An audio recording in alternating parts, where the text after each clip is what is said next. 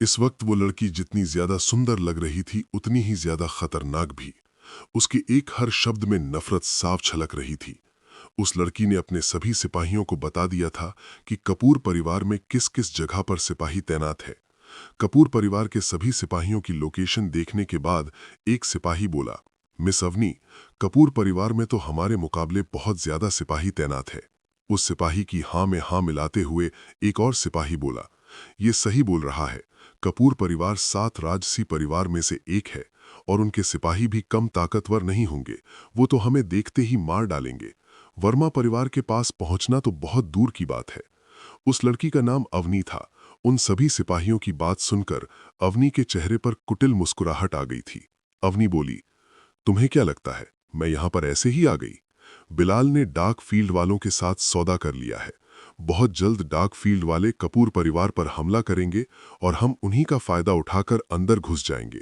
उस वक्त हमें रोकने वाला भी कोई नहीं होगा, क्योंकि सभी लोग तो डार्क फील्ड वालों के साथ उलझे रहेंगे। इतना कहने के बाद अवनी उन चारों सिपाहियों को समझाते हुए कहती है, वर्मा परिवार में जितने भी लोग हैं तुम्हें उन सभी को मार डालना है। बस तान्या को मेरे पास जिंदा पकड़ कर लाना। अवनी की बात सुनकर सार्थक हैरान हो गया था। सार्थक ने अपने आप से कहा, ये तो मेरे वर्मा परिवार पर हमला करने वाले हैं और ये तान्या को क्यों जिंदा पकड़ना चाहते हैं। तभी सार्थक को एक सिपाही की आवाज आई, मिस अवनी, मुझे एक बात समझ में नहीं आ रही है। मास्टर बिलाल राजसी परिवार को कैसे जानते हैं? चलो हम मान भी लेते हैं मास्टर बिलाल की राजसी परिवार में पहचान होगी, पर क्या वे लोग हमारी बात सुनेंगे? दूसरा सिपाही बोला, हाँ मिस, इसने बिल्कुल सही कहा। और हम किसी छोटे मोटे परिवार से पंगा नहीं ले रहे हैं। हम कपूर परिवार से पंगा ले रहे हैं। वर्मा परिवार की रक्षा करने का दायित्व कपूर परिवार ने ले रखा है। अगर हम उनके ऊपर हमला करेंगे तो कपूर परिवार हमारे पीछे पड़ जाएगा और मुझे नहीं लगता जंग खत्म होने के बाद डार्क फील्ड वाले हमारे ऊपर ध्यान भी देंगे। उस सिपाही की बात सुनकर अवनी ने गुस्से में कहा, क्या तुम सभी मरने से डरते हो? अगर तुम में से कोई भी मेरे साथ नहीं आना चाहता तो वो यहीं पर रुक सकता है। मैं ये सब जसवीर जी के लिए कर रही हूं। क्या तुम लोग उन्हें ठीक नहीं देखना चाहते हो? जसवीर का नाम सुनकर वे सभी लोग अवनी के सामने झुक जाते हैं और उसे कहते हैं, मिस, हमें माफ करना, हम आपके साथ आने के लिए तैयार हैं। अवनी बोली, मुझे सारी तैयारी कर लेने दो, फिर हम वर्मा परिवार के ऊपर हमला करेंगे। जब तक तुम सभी आराम करने के लिए चले जाओ।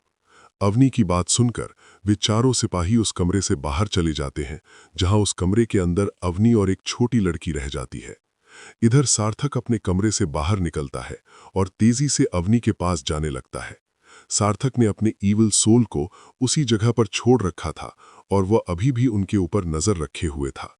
उन सभी सिपाहियों के जाने के बाद उस 14 वर्षीय छोटी लड़की ने एक्साइटेड होते हुए अवनी से कहा, आप सच में कमाल की हो। आपने देखा कैसे वे सभी सिपाही आपकी बात मान रहे थे। अगर ऐसा ही चलता रहा, बहुत जल्द हमारे परिवार की अगली मुखिया आप बनोगी। उस छोटी लड़की के मुंह से मीठी बातें सुनकर अवनी ने उसके पास जाकर प्यार से उसके सर पर हाथ रखते हुए कहा, सिमरन, मैं मुखिया बनने के बिल्कुल भी लायक नहीं हूं। मेरे पिताजी ने मुझे गोद लिया था और जब से लेकर अब तक उन्होंने मेरा बहुत अच्छे से ध्यान रखा है। और अब जब वे मुश्किल में है, मैं उनकी मदद करना चाहती हूँ।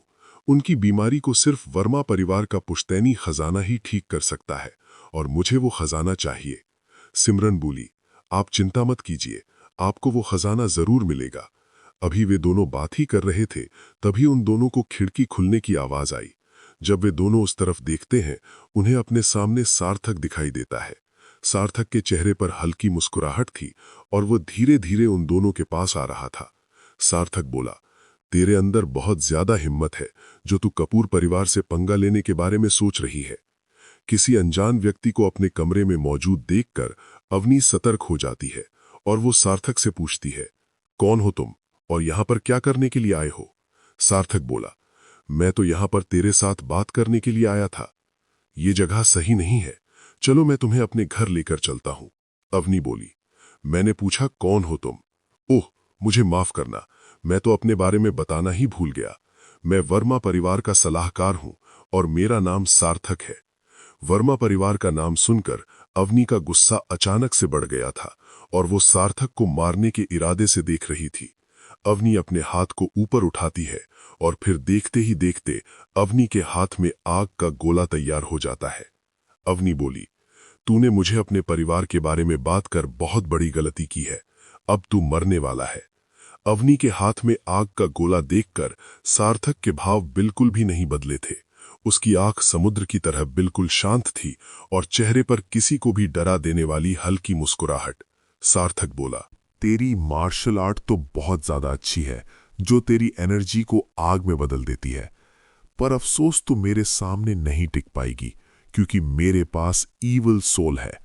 इतना कहने के बाद सार्थक अपने हाथ को आगे करता है और तुरंत अवनी के शरीर में अपनी ईविल सोल को भेज देता है। अब सार्थक अवनी के पूरे शरीर को अपने हिसाब से नियंत्रित कर सकता था। अपने शरीर के अंदर अजीब प्राणी को जाते हुए देखकर अवनी डर गई थी, पर अपने शरीर को बिल्कुल नॉर्मल देखकर अवनी समय को बर्बाद ना करते हुए तुरंत उस आग के गोले को लेकर सार्थक की ओर बढ़ने लगती है। अवनी उस आग के गोले को पत्थर की तरह इस्तेमाल कर रही थी, क्योंकि अभी अवनी इतनी ज्यादा सक्षम नहीं हुई थी जो वो दूर से ही आग के गोले से हमला कर सके। अवनी का हाथ सार्थक के सीने पर पहुंचने ही वाला था, तभी सार्थक चुटकी बजाता है और अवनी अपनी जगह पर रुक जाती है। अवनी के हाथ में जो आग का गोला था वो भी हवा में गायब हो गया था। इस वक्त अवनी अपने शरीर के किसी भी भाग को नहीं हिला पा रही थी, यहां तक कि वो कुछ बोल भी नहीं पा रही थी। सार्थक ने अवनी के करीब जाते हुए कहा, तू सोच रही होगी मैंने तेरे साथ क्या किया है। फिलहाल मैं तुझे इतना बता देता हूं, मैंने अपनी ईविल सोल को तेरे अंदर भेज दिया है। अब मैं तेरे शरीर को अपने हिसाब से नियंत्रित कर सकता हूं। इतना कहने के बाद सार्थक अवनी को अपने कंधे पर उठा लेता है। अवनी को सार्थक पर बहुत ज्यादा गुस्सा आ रहा था, पर वो इस वक्त कुछ भी नहीं कर सकती थी। इस वक्त अवनी की हालत किसी जिंदा लाश से कम नहीं थी। सार्थक अवनी को उठाकर उस जगह से जाने के लिए तैयार था, तभी पीछे से आवाज आई, बुरे लड़के, हमारी मिस को छोड़ दो। सिमरन की आवाज सुनकर सार्थक पीछे मुड़ता है और सिमरन के पास जाते हुए कहता है, मुझे माफ करना, मेरी गलती थी, मैं तुम्हें तो ले जाना भूल ही गया। इतना कहने के बाद सार्थक सिमरन को भी उठा लेता है और उन दोनों को उठाकर खिड़की से कूद जाता है। सार्थक भागता हुआ तेजी से उन दोनों को वर्मा परिवार की ओर लेकर जाने लगता है और कुछ ही देर के अंदर सार्थक वर्मा परिवार के बाहर आ जाता है। कपूर परिवार के सिपाही वर्मा परिवार के बाहर तैनात थे और उन्होंने भी सार्थक को एक लड़की को उठाकर अंदर ले जाते हुए देख लिया था। उनमें से एक सिपाही ने अपने दूसरे साथी से कहा, यार, वर्मा परिवार के सलाहकार की किस्मत कितनी ज्यादा अच्छी है, वो मजे करने के लिए दो दो लड़कियों को लेकर आया है। जिस पर दूसरा सिपाही बोला, अबे चुप हो जा, मिस बबली भी यहीं पर खड़ी है, अगर उन्होंने सुन लिया तो वो तुझे नहीं छोड़ेंगी। बबली ने भी सार्थक को दो लड़कियों के साथ अंदर जाते हुए देख लिया था। बबली ने सार्थक को कोसते हुए कहा, मैं जानती थी ये भी ठरकी इंसान है, इस जैसे आदमी को हर रात एक लड़की चाहिए। सार्थक अवनी और सिमरन को अपने कमरे के अंदर लेकर चला गया था और उन दोनों को नीचे गिरा दिया था। सिमरन अपने आप को संभालती है और अवनी की तरफ देखती है, जहां वो अवनी को देखकर हैरान हो जाती है, क्योंकि अवनी किसी जिंदा लाश की तरह जमीन पर पड़ी थी। सार्थक दोबारा से चुटकी बजाता है और अवनी को ठीक कर देता है। सार्थक अपने मुंह से एक शब्द भी बोलता इससे पहले ही अवनी अपने पैर से खंजर निकालकर सार्थक की गर्दन पर हमला कर देती है, पर सार्थक दोबारा से अवनी को शक्तिहीन कर देता है। सार्थक बोला, तूने क्या सोचा था, मुझे हर बार तुझे शक्तिहीन करने में चुटकी बजानी पड़ेगी? जिस भी शरीर के अंदर मेरा ईविल सोल होता है, उस शरीर को नियंत्रित करने के लिए मुझे सिर्फ अपने मन में एक बार सोचना होता है, और तुम मेरी सोच से ज्यादा तेज नहीं हो सकती हो। सार्थक अवनी के हाथ से वो खंजर लेकर उस खंजर को देखने लगता है। सार्थक बोला, अगर मैंने इस खंजर का इस्तेमाल करना शुरू कर दिया, तुझे पता भी नहीं लगेगा और तेरी मौत भी हो जाएगी।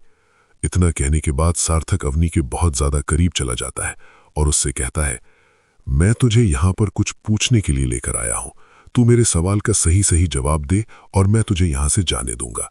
और हां, मुझे अभी तक समझ में नहीं आया है तूने ये खंजर किस जगह से निकाला था। वैसे तूने अपने इस शरीर पर कितने हथियार छुपा कर रखे हैं? क्या मैं एक बार तेरे कपड़े उतार कर देख लूं? सार्थक अपने हाथ का इशारा करता है और अवनी को बोलने की अनुमति दे देता है। जहां जैसे ही अवनी को एहसास होता है कि वो बोल सकती है, अवनी ने तुरंत कहा, तेरी इतनी ज्यादा हिम्मत, अगर तूने इस बारे में सोचा भी तो मैं तुझे बिल्कुल भी नहीं छोड़ूंगी। सार्थक ने अवनी की बात को काटते हुए कहा, तू कौन हो और यहां पर क्या करने के लिए आई हो?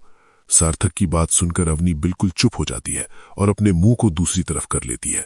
सार्थक ने गुस्से में कहा, लगता है तुझे मेरी बात पर बिल्कुल भी विश्वास नहीं है, मुझे तेरे कपड़े उतारते ही होंगे। इतना कहने के बाद सार्थक अपने हाथ को अवनी की ओर बढ़ाने लगता है। अब आगे क्या होगा? क्या सार्थक सच में अवनी के कपड़े उतार देगा? और अवनी वर्मा परिवार से कौन सा खजाना चाहती है जिसकी वजह से अवनी के पिता ठीक हो जाएंगे? जानने के लिए सुनते रहिए सार्थक पुनर्जन्म।